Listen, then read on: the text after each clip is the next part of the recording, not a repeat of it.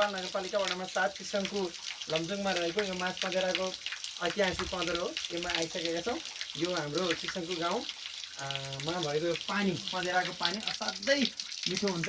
यहाँ ठुलो गाउँ थियो। यहाँ रातभरि यहाँ यो गाग्रीहरूको लाइन हुन्थ्यो भन्ने आमाहरूले भन्नुहुन्छ, बुढापाकाहरूले भन्नुहुन्छ। लगभग राति 2 बजेबाट यति लामो लाइन यहाँ यही पँधेरामा पानी थप्नको लागि हुन्थ्यो भनेर यहाँ बुवाहरू आमाहरूले भन्ने गर्नुहुन्छ। यो पँधेराको आज हामी पानी खाँदैछौँ। हेर्नुहोस् है त, अहिले पनि स्वाद चाहिँ पहिलाको जस्तै मिठो छ है। आहा! चिसङ्गुको उत्पत्तिको बारेमा यहाँ रामचन्द्र घिमिरे शास्त्रीज्यूबाट लेखिएको एउटा लेख छ। उहाँ सामाजिक व्यक्तित्व तथा शैक्षिक व्यक्तित्व हुनुहुन्छ हाम्रो करापुटार क्षेत्रको।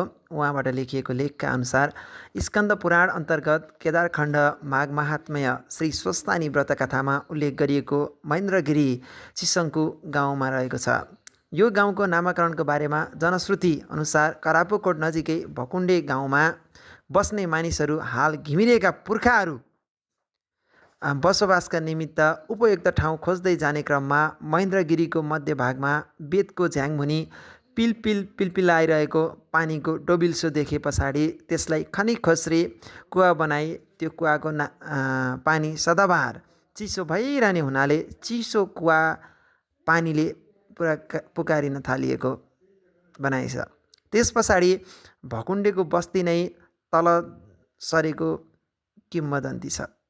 कालान्तरमा चिसो कुवा नामले पुकारिँदै गर्दा त्यस पछाडि भकुण्डेको बस्ती नै तल सरी कालान्तरमा चिसो कुवा भन्दै जाँदा बस्तीको नाम नै अपभ्रंश भएर चिसङ्गु रहन गयो।